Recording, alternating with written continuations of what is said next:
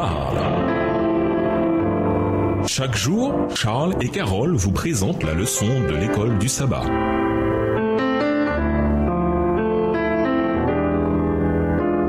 Bienvenue dans votre émission. Dieu nous parle. Nous voilà à la leçon de vendredi. Pour aller plus loin, en partageant le pain et le vin avec ses disciples, le Christ prenait l'engagement d'être leur rédempteur. Il ordonna la nouvelle alliance, grâce à laquelle tous ceux qui le recevraient deviendraient enfants de Dieu et co-héritiers du Christ. Cette alliance les mit en possession de toutes les grâces que le ciel pouvait accorder pour la vie présente et pour la vie à venir. Ce pacte devait être ratifié par le sang du Christ. L'administration du sacrement rappellerait constamment aux disciples le sacrifice infini consenti pour chacun d'eux comme membre de l'humanité déchue. Extrait du livre Jésus-Christ, chapitre 72, page 602, livre écrit par Ellen G. White. La caractéristique la plus frappante de cette alliance de paix est le pardon et la miséricorde infinie dont le pécheur est l'objet s'il se repent et se détourne de son péché. Selon le Saint-Esprit, l'évangile est tout simplement le salut offert par Dieu dans son amour. Je leur ferai grâce de leur injustice et je ne me souviendrai plus de leurs péchés, déclare le Seigneur à propos de ceux qui se repentent. Hébreux 8, le verset 12. Dieu se détourne-t-il de la justice en faisant preuve de miséricorde envers le pécheur? Non. Dieu ne peut pas déshonorer sa loi en acceptant qu'elle soit transgressée en toute impunité. Dans la Nouvelle Alliance, l'obéissance parfaite est la condition de la vie. Si le pécheur se repent et confesse ses péchés, il trouvera le pardon. Par le sacrifice du Christ accompli en son nom, le pardon lui est assuré. Le Christ a satisfait aux exigences de la loi pour tout pécheur repenti et rempli de foi. Texte tiré du livre God's Amazing Grace, la grâce merveilleuse de Dieu, à la page 138.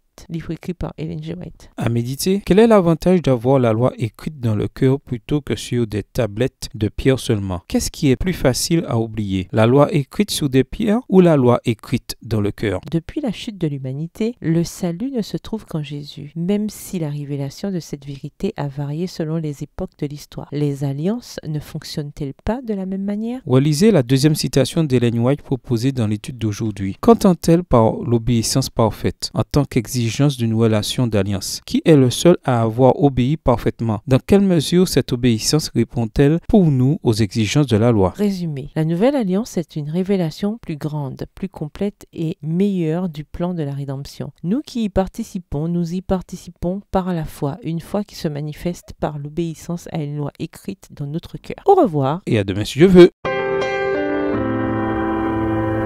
Dieu nous parle. Chaque jour, Charles et Carole vous présentent la leçon de l'école du sabbat.